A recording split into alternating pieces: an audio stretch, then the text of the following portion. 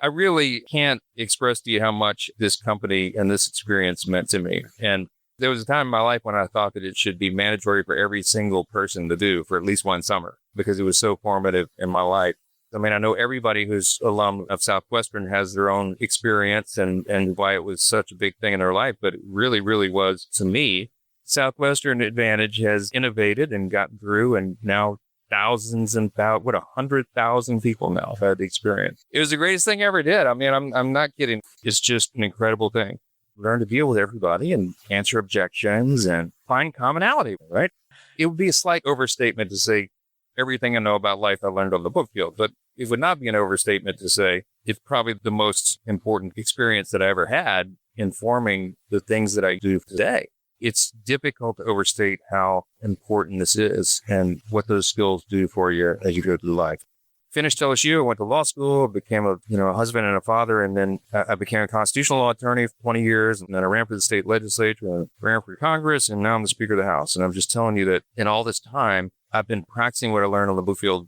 The reason I'm the Speaker of the House right now is because if you watched all the drama play out, I was the only person in the room that could get 217 votes. I did not aspire to this position. But the reason I am the Speaker of the House is probably in large measure because of what I learned at Southwestern. I'm not exaggerating. It's true because when I got to Congress, I treated it like I treated everything in every stage of my life. My career is that, I want everybody to succeed.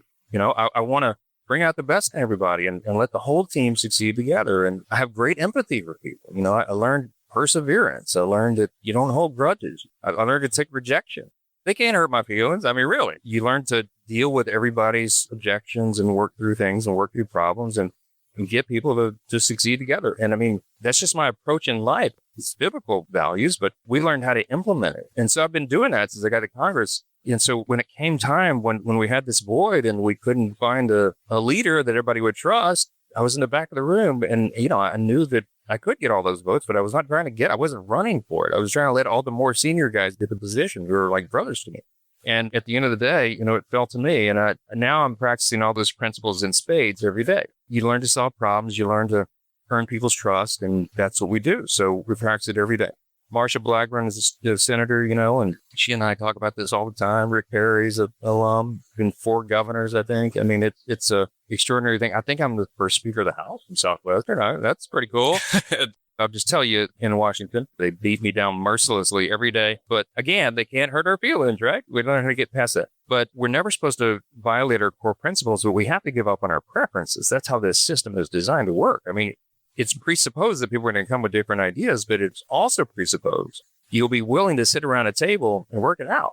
Talk through your objections. Find the solution. Get to yes. And so what I'm trying to do every day is just navigate through this, stick by the core principles, and get people to recognize that we're all fellow Americans and we got to work through this together.